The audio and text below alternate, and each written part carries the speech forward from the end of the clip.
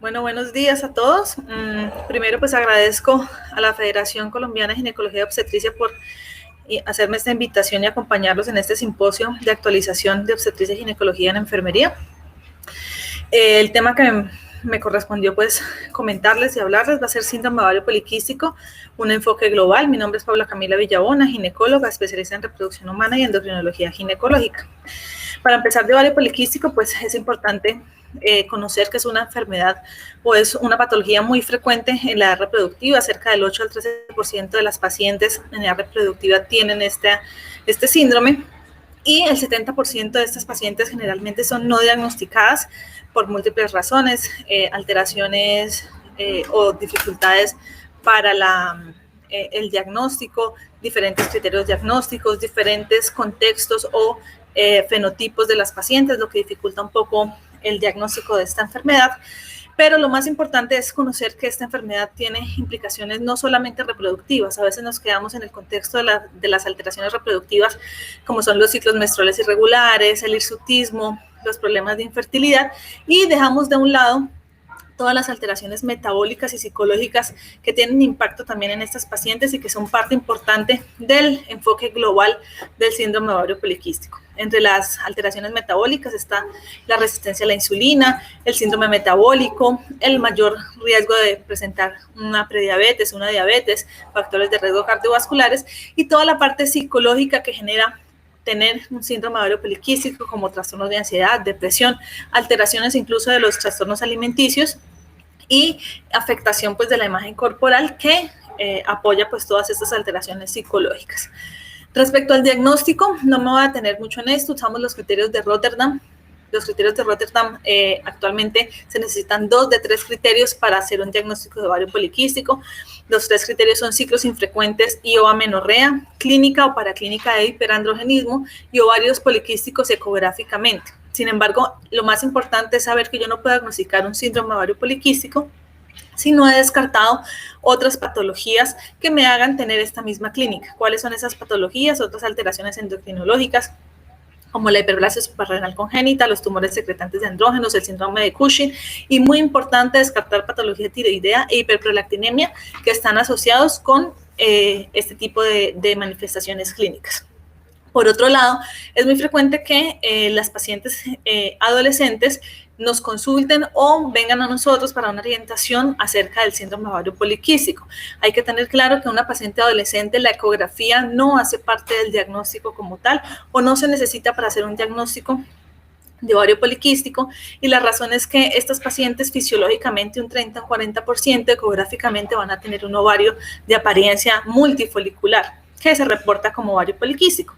Entonces, no hace parte del criterio. Es importante saber que las pacientes adolescentes necesitamos el criterio del hiperandrogenismo, ya sea clínico o paraclínico, y los ciclos irregulares, en que el ultrasonido debemos valorar la pertinencia de la solicitud y de la imagen que estamos evaluando. Es importante basarnos mucho en la clínica, tanto de los ciclos, evaluar los ciclos, la clínica del hiperandrogenismo, antes que de los exámenes paraclínicos para hacer la orientación del diagnóstico. Los 3 criterios, básicamente, los ciclos infrecuentes. Ustedes saben que los ciclos deben ir más o menos entre 24 y 35 días. Todo lo que pase de 35 a 38 días hablamos de ciclos infrecuentes, pero en adolescentes hay algo importante, y es que los adolescentes tienen una alteración fisiológica por una inmadurez del eje hormonal, que incluso hasta los primeros 5 años puede haber algo de alteraciones dentro de sus ciclos menstruales que pueden llegar a ser normales. Entonces tenemos que evaluar estos ciclos irregulares o infrecuentes en el contexto de la paciente adolescente. Por otro lado, la ecografía, como ya les dije, no por debajo de 8 años posteriores a la menarca. Generalmente un promedio es más o menos por encima de los 20 años, ya para valorar, digamos, los criterios ecográficos, y pues los criterios que nos reportan va a depender pues del tipo de tecnología utilizada y se va a definir o por número de folículos, pero generalmente un dato bastante importante son aquellos ovarios que son grandes con un volumen mayor a 10 cc. Y por último, el hiperandrogenismo, que puede ser bioquímico o clínico. Quiero basarme mucho en la parte clínica, por eso ya les voy a explicar cómo se evalúa respecto a la parte bioquímica. Ideal pedir testosterona libre o índice libre de andrógenos, y sobre todo se solicitan cuando los signos clínicos no son muy claros o son ausentes y yo necesito hacer un diagnóstico, por ejemplo, en una paciente, ¿ok? Respecto a la parte clínica, el hiperandrogenismo se manifiesta de 3 formas: hirsutismo, alopecia y acné. Es importante también evaluar el contexto. La paciente adolescente pues tiene un acné por su desarrollo, digámoslo, hormonal, es un acné frecuente, generalmente leve a moderado. Entonces pues este tipo de acné hay que saberlo valorar, no todo el acné en una paciente adolescente termina siendo síndrome ovario poliquístico porque yo lo estoy asociando a una ecografía. En eso hay que tener cuidado, ¿sí? ¿Cómo se evalúa el hiperandrogenismo? Con la escala de Ferriman-Gallwey modificadas. Son 9 zonas que yo miro, califico de 1 a 4. Cuando la zona está totalmente normal da un puntaje de 0 y generalmente pues un puntaje mayor de 6 a 8 me cataloga a esta paciente con hiperandrogenismo clínico relevante. Es importante valorar el vello. El vello que se valora es un vello terminal, no es un vello normal, digamos, debe ser un vello terminal y este se reconoce porque mide más de 5 milímetros y porque generalmente es un vello grueso, bastante pigmentado, a diferencia del vello, pues, digamos, corporal normal. Y siguiendo, pues, además de los criterios, como les dije, no hace parte de los criterios, pero es parte importantísima de evaluar el riesgo cardiovascular de estas pacientes. Hay algo muy importante: monitoreo regular de la tensión y de los cambios de peso, mínimo cada 6 a 12 meses, medir los parámetros antropométricos, evaluar los factores de riesgo cardiovascular. Y toda paciente que tenga o yo le esté sospechando un síndrome ovario poliquístico y tenga sobrepeso y obesidad, debo solicitarle un perfil lipídico y evaluarla dependiendo pues de sus factores de riesgo. Debe tenerlo al momento del diagnóstico y posteriormente pues dependiendo de la valoración individual. Respecto a los trastornos de la glicemia, fíjense que estas pacientes, dependiendo de la zona, digamos, de donde vengan, tienen más riesgo o no de padecer alteraciones de la glicemia, intolerancia a la glucosa, diabetes mellitus, incluso diabetes gestacional. Entonces, es algo que tenemos que también evaluar en estas pacientes. Generalmente se recomienda que deben tener una prueba para evaluar esta alteración. Entre esas, pues, se recomienda una prueba de tolerancia a la glucosa para evaluar a aquellos pacientes que tienen alto riesgo, es decir, pacientes con índice de masa corporal mayor a 25 kilogramos por metro cuadrado. ¿Listo? Es importante también que aquella paciente que tenga ovario poliquístico, que esté en deseo de buscar un embarazo, se le haga una prueba de tolerancia a la glucosa en sus exámenes preconcepcionales o dentro de las primeras 20 semanas de gestación para evaluar específicamente este riesgo.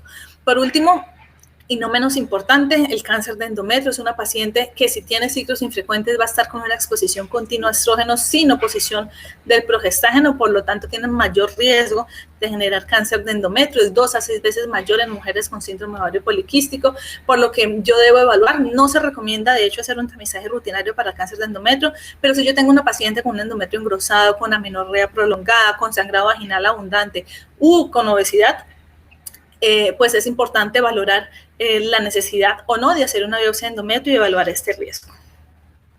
En estas pacientes que tengan amenorreas prolongadas, pues es importante para disminuir ese riesgo manejar las terapias con progestinas o con anticonceptivos orales combinados para que no tengan esa exposición a estrógenos sin la oposición. Entonces, una vez yo tengo a esta paciente, le hago la evaluación, evalúo los criterios, hago un diagnóstico, sé que es una paciente con síndrome de ovario poliquístico y la pregunta va a ser, bueno, ¿y ahora qué hago? Importantísimo, número 1 y primera línea, cambios en el estilo de vida. Para mí es lo más importante. Siempre le digo a mis pacientes, yo puedo darles una terapia farmacológica, pero si ustedes no cambian el estilo de vida, el pronóstico de la enfermedad, del tratamiento y lo que vamos a esperar de lo que vamos a tratar va a ser mucho peor o más prolongado el tiempo de espera. ¿Por qué es importante? Tiene impacto tanto en los niveles hormonales, y esto pues obviamente en la clínica, en el peso, la circunferencia abdominal, los parámetros metabólicos, ¿sí? Fíjense que no solamente se ha demostrado que tenga un impacto solamente el bajar de peso, el hacer ejercicio y el llevar una vida saludable, así no sea disminución de peso, sí, o no aumento del peso, mejora toda esta parte metabólica. Lo que se recomienda es que se baje más o menos un 5%, un 10% del peso corporal y tiene un impacto en todo esto que les estoy diciendo. Respecto a la dieta específicamente, y nos preguntan mucho, bueno, pero ¿qué tipo de dieta? En realidad hay muchas dietas que se han visto y no hay una recomendación de una dieta específica en especial. Se han hecho varios estudios, todas las dietas muestran mejoría respecto a los parámetros que estamos hablando y lo que se ha recomendado a nivel general es un déficit de energía más o menos de un 30%, es decir, bajarle 500 a 750 kilocalorías día de manera que tengamos en el día a día nosotros 1.200 a 1.500 kilocalorías en el día. Fíjense que hay varios estudios, les traje aquí 3 más o menos recientes, uno de dieta cetogénica, otra de dieta baja en carbohidratos y otra de dieta con pulsos, y realmente todas muestran una mejoría, así que no hay ninguna dieta en específico sin bajarle a la ingesta de calorías. Respecto al ejercicio, el impacto más importante que tiene, mejora la resistencia a la insulina, y con mejorar la resistencia a la insulina, yo mejoro todos los parámetros hormonales y las manifestaciones clínicas que eso pues me implica. ¿Qué tipo de ejercicio? Es la siguiente pregunta. Recomendaciones de 18 a 64 años, 150 minutos a la semana con 90 minutos de una intensidad moderada alta. ¿Esto qué implica? Pues que lleve mi frecuencia cardíaca máxima más o menos del 55 al 90% o 75 minutos de ejercicio vigoroso. En las adolescentes se requiere más o menos 60 minutos de actividad física al día con una mezcla entre ejercicios de intensidad moderada a vigorosa y ejercicios de resistencia también por lo menos 3 veces a la semana. Y para obtener una pérdida de peso, lo que se requiere o se recomienda mínimo de 250 minutos a la semana de actividades intensas a moderadas o 150 minutos de intensidad vigorosa para lograr una pérdida de peso moderada. Este es un estudio que les mostré porque muchas veces preguntan, bueno, doctora, es que yo no bajo de peso. Entonces uno les pregunta, bueno, ¿y estás haciendo dieta? Dice, sí, yo le bajé las calorías, etcétera. Y ejercicio, dicen, no, doctora, ejercicio no. Entonces, esto tiene que ser algo de la mano, tiene que ser algo que se trabaja en conjunto, porque no sirve solamente hacer una cosa y no hacer la otra. Lo ideal es que ambas cosas estén encadenadas para que nos tengamos un resultado adecuado. Este es un estudio que muestra y que quiso evaluar pues, la efectividad del ejercicio solo comparado con el manejo habitual, comparado con dieta sola, comparado con ejercicio y dieta, y comparado con ejercicio, dieta y el manejo habitual.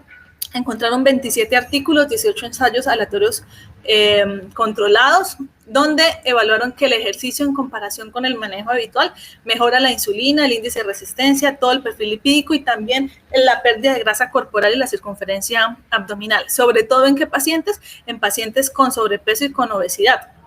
Y sobre todo cuando se hizo un manejo controlado, es decir, un ejercicio supervisado. Eso es algo también súper importante que tenemos que evaluar y que recomendar.